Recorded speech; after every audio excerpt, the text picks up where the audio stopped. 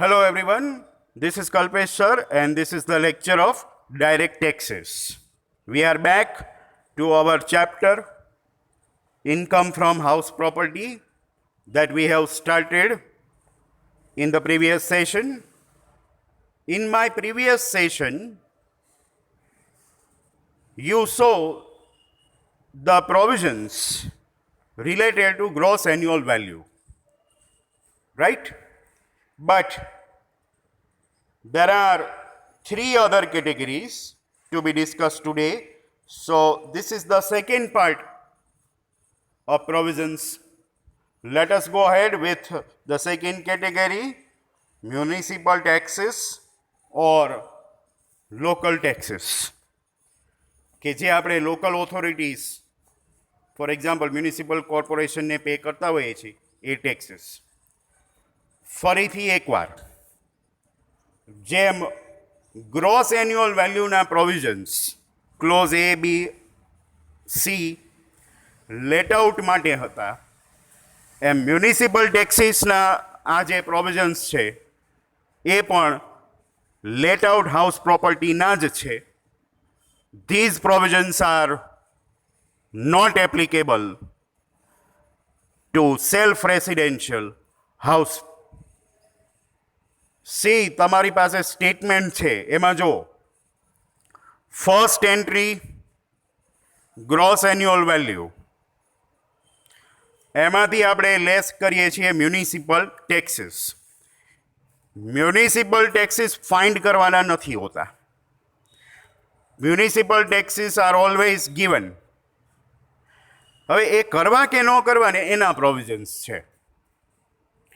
There are some conditions laid down in the Income Tax Act, and if you want to deduct municipal taxes, you must satisfy those conditions. બહુ જાજી બધી conditions બી નથી. Refer the conditions given below. First condition, municipal taxes must have been paid by the owner. આ કન્ડિશનમાં બે words બહુ જ important છે. એક તો paid, taxes must have been paid.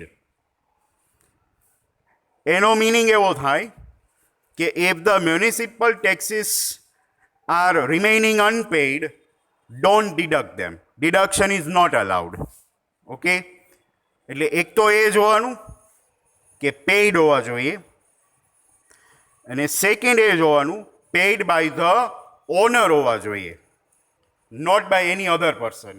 જો second line, if municipal taxes are unpaid or are paid by any other person and not the owner, then taxes are not deductible. Paid હોય પણ પાછું એવું specify કરેલું હોય કે ઓનરે pay નથી કરેલા, કોઈ બીજાએ પે કરેલા છે, તો તમે એને ડિડક્ટ કરી શકો નહીં. એટલે બે કન્ડિશન ખાસ ધ્યાનમાં રાખજો. પેઇડ એ હોવા જોઈએ ને પેઇડ બાય ઓનર બી હોવા જોઈએ. કાંઈ ન કીધું હોય તો પેઇડ અને પેઇડ બાય ઓનર બે છે જ એમ માની લેવાનું. એક બીજી કન્ડિશન બી છે કે municipal taxes are deductible for all the previous years other than 1920. તમને ખબર જ છે કે આપણું જે પ્રીવિયસ યર છે એ 2019-20 છે. એટલે આપણે 2019-20 માટે હાઉસ પ્રોપર્ટીની ઇન્કમ ફાઇન્ડ કરીએ છીએ. But according to this condition તમે આગળના કોઈ પણ વર્ષના ટેક્સીસ જો 1920માં પે કરેલા હોય તો એ ટેક્સ બી તમે લેસ કરી શકો છો.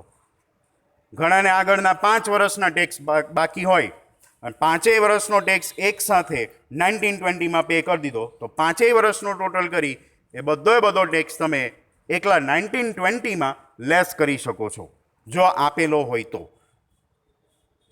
તો મ્યુનિસિપલ ટેક્સીસના પ્રોવિઝન્સ આટલા જ છે.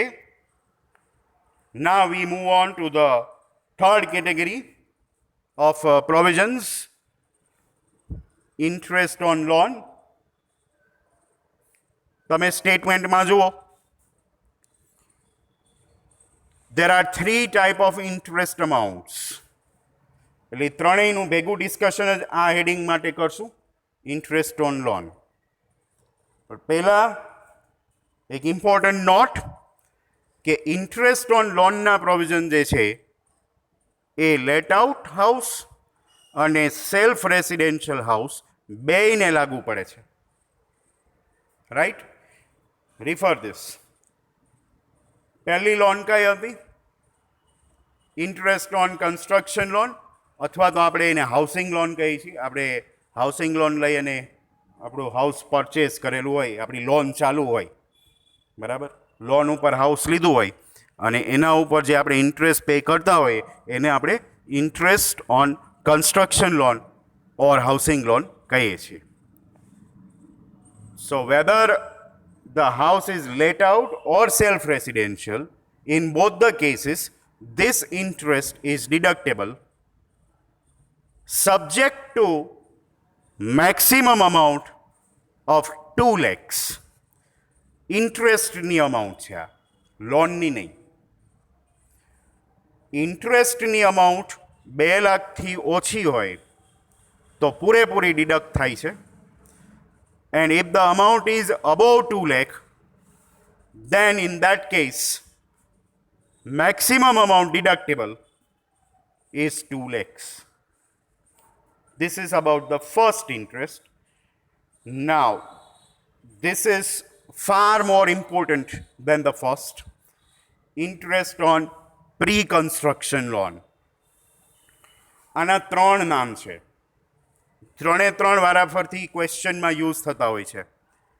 ઘણીવાર એવું લખેલું હોય, interest on pre construction loan, or it is also known as capitalized interest on loan. And another word used for the same, interest on loan during construction period. આ લોન તમે construction માટે લીધેલી હોય છે. That is why it is known as pre construction loan.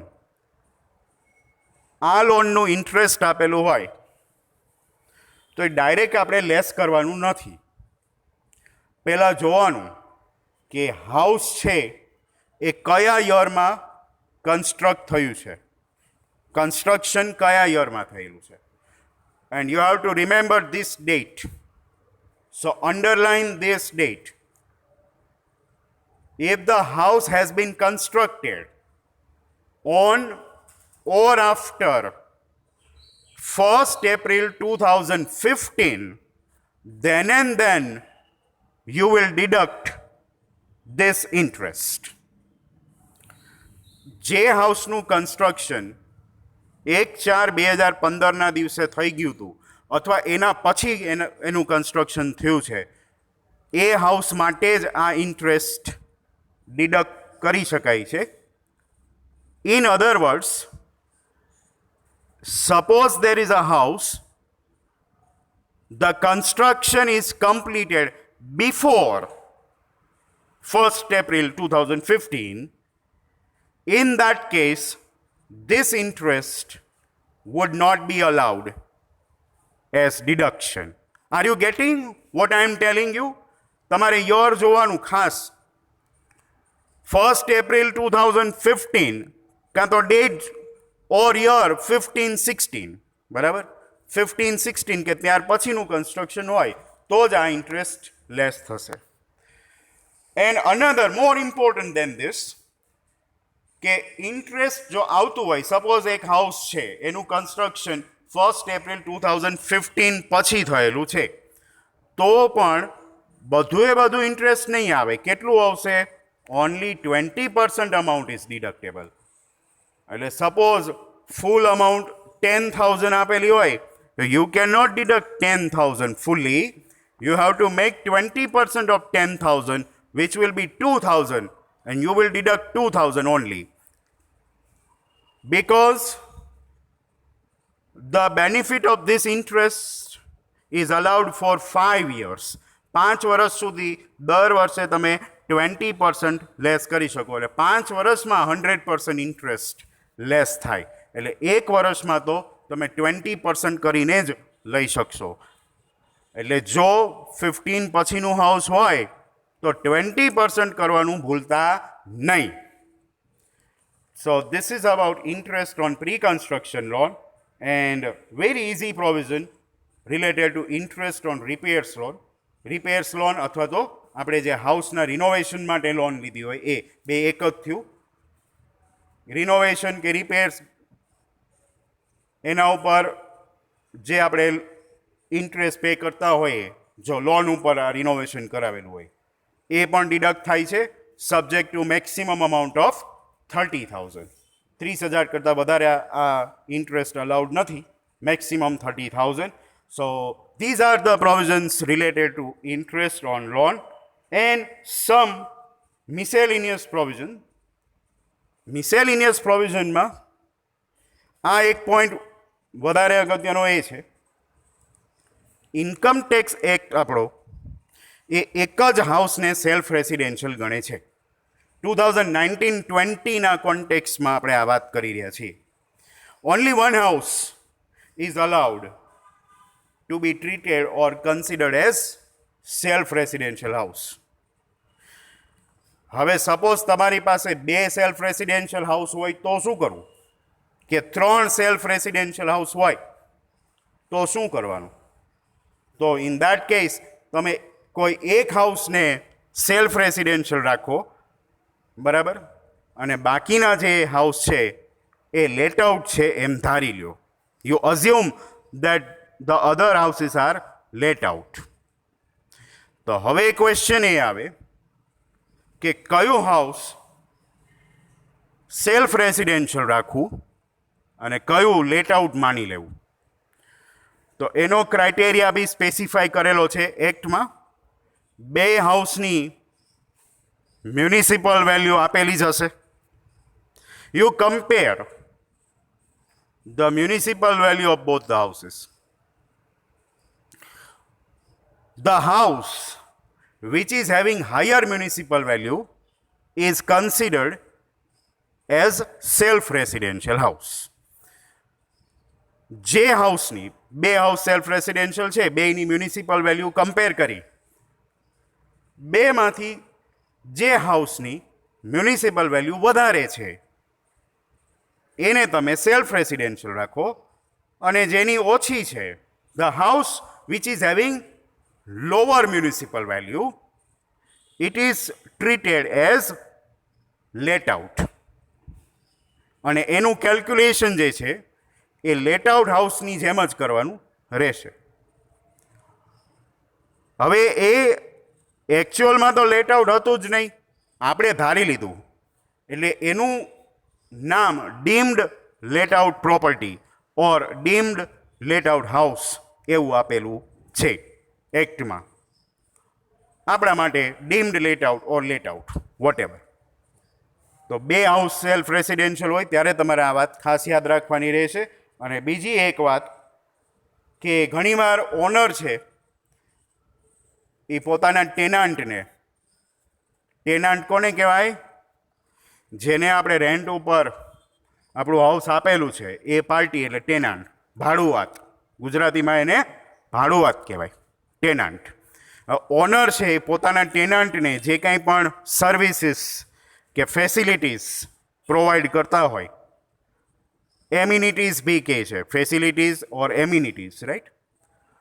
Water છે, electricity છે, ઓર lift છે, તો એના માટે ઓનર જે કંઈ પણ એક્સપેન્સ પે કરતા હોય એ એક્સપેન્સ એકચ્યુઅલ રેન્ટમાંથી પહેલાં લેસ કરી દેવાના, પછી જે એકચ્યુઅલ રેન્ટ વધે એને જ આપણે કેલ્ક્યુલેશનમાં કન્સિડર કરીએ છીએ. એકચ્યુઅલ રેન્ટ આગળ આવી ગયું. આપણે ક્લોઝ બી ફાઇન્ડ કરતી વખતે ઓર ક્લોઝ સી ફાઇન્ડ કરતી વખતે ફોર્મ્યુલામાં એકચ્યુઅલ રેન્ટનો યુઝ કરીએ છીએ. એટ ધેટ ટાઈમ તમારે પહેલાં જોઈ લેવાનું કે આખા ક્વેશ્ચનમાં ક્યાંય કોસ્ટ ઓફ એમ્યુનિટીઝ કે કોસ્ટ ઓફ ફેસિલિટીઝ આપી છે If yes, then you should deduct such cost of amenities from actual rent. હવે જે actual rent વધે એને જ આપણે કેલ્ક્યુલેશનમાં લઈએ છીએ. So this is another general provision that you need to remember. અહીંયા હાઉસ પ્રોપર્ટીના પ્રોવિઝન્સ પૂરા થાય છે. આટલા પ્રોવિઝન્સ તમને યાદ રહેવા જોઈએ. જો ટેક્સેશનનું કોઈ પણ પ્રેક્ટિકલ ચેપ્ટર લેવો એની શરૂઆત પ્રોવિઝન્સથી થાય. એટલે બધા ચેપ્ટરમાં આ પ્રોવિઝન્સ આવશે. જેવું ચેપ્ટર એવા એના પ્રોવિઝન્સ. અને આ બધા પ્રોવિઝન્સ જે છે અપડેટેડ પ્રોવિઝન્સ 1920ના એ હું તમને આપી રહ્યો છું. એ તમારી બુકમાં ક્યાંય નહીં હોય, કારણ કે તમારી પાસે અત્યારે બુક જ નથી, રાઈટ? એટલે તમારી પાસે આ પ્રોવિઝન્સ ક્યાંય નહીં હોય. એટલા માટે જ મેં આ પ્રોવિઝન્સ બધા સ્લાઇડ્સમાં મૂકેલા છે અને તમે એમાંથી આ પ્રોવિઝન્સ ખાસ લખી રહેજો. આ બધા પ્રોવિઝન્સ તમને મોઢે આવડતા હોવા જોઈએ, બરાબર છે? શરૂઆતમાં તો શું થાય કે 1 સમ 2 સમ સુધી તો આપણે નોટમાં જોઈને એ બધા પ્રોવિઝન્સ પ્રમાણે આખો સમ કેલ્ક્યુલેટ કરીએ, બરાબર છે? ચલો, પણ ધીમે ધીમે તમને પ્રોવિઝન્સ યાદ રહી જવા જોઈએ. હું એમ માનું છું કે હાઉસ પ્રોપર્ટીના જે આ પ્રોવિઝન્સ છે ને એ બહુ સિમ્પલ ટાઈપ ઓફ પ્રોવિઝન્સ છે, એટલા બધા ટેકનિકલ નથી અને યાદ રહી જ જશે. હવે નેક્સ્ટ સેશનમાં આપણે ઇન્કમ ફ્રોમ હાઉસ પ્રોપર્ટીના પ્રેક્ટિકલ સમ્સ સ્ટાર્ટ કરવાના છીએ. મેથડ આ રીતે રહેશે. હું એકાદ દિવસમાં 2 ક્લાસનું જે વોટ્સઅપ ગ્રુપ છે એ ડિવિઝન ને બી ડિવિઝન, એમાં સમ્સ જે છે એની PDF ફાઇલ મૂકીશ. You will download the PDF file. એમાં જેટલા સમ્સ હોય એટલા આપણે કરવાના છે. એટલે કાં તો તમે એ બધા સમ્સ છે એ તમારી નોટમાં લખી લ્યો, બરાબર છે? અને જો લખવાની મહેનત ન કરવી હોય તો પ્રિન્ટ આઉટ કઢાવી લ્યો અને એનો લીથા જેવું બનાવી લ્યો. That will be more advisable to go for a litho. પણ હું જ્યારે અહીંયા આગળ સમ કેલ્ક્યુલેટ કરાવતો હોઉં અને તમે જ્યારે આ વિડીયો જોતા હો ત્યારે તમારા હાથમાં લીથો અને ઇક્વેશન સામે હોવો જોઈએ. એ સામે હશે અને પછી તમે આ વિડીયો જોશો તો જ તમને સમજાશે કે કઈ રીતે આપણે કેલ્ક્યુલેશન કરી રહ્યા છીએ. તમારી પાસે ક્વેશ્ચન એ નહીં હોય, લીથો એ નહીં હોય, તો પછી તમને એમનેમ તો કંઈ વિડીયો જોઈને આવડી જશે નહીં, બરાબર છે? એટલે હવે પછીનું તમારું કામ એ રહેશે. As soon as I share the PDF of house property sums, you will take a printout and get it ready. Next week on Monday, we will begin with the first example from the litho. By that time, you need to keep your litho ready. Understood, girls? Fine. Thank you all. Have a nice day.